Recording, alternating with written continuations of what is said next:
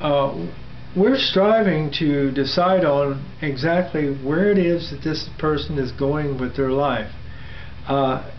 This is a form of a healing.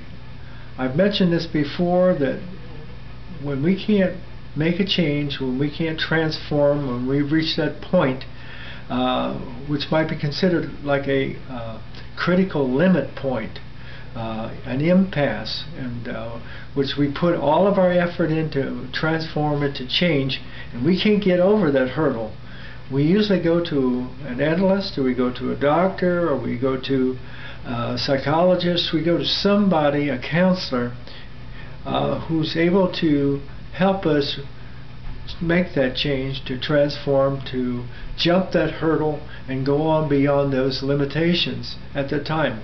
However, if you went to see a psychologist, the psychologist would probably tell you that you had some kind of problems, and link it up with a lot of things that had to do with your childhood, your emotions, and problems that you may have had with your parents.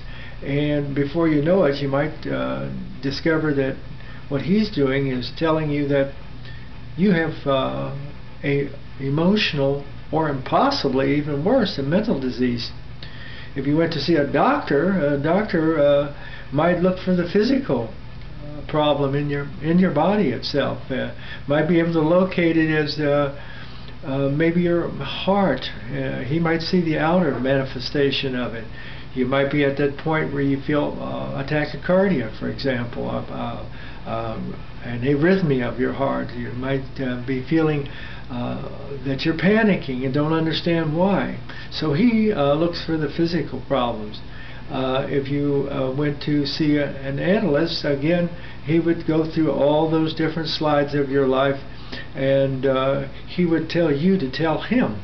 So he would, in a sense, follow what it is that you were telling him and try to use those cues to guide him.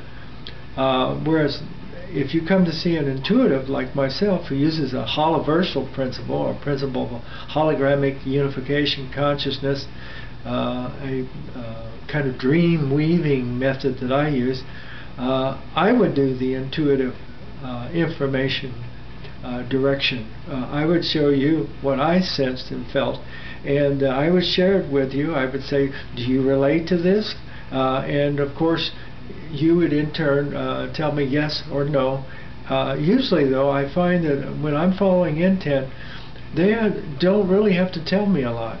I tend to find out what it is within them that they're saying to me, because I'm following a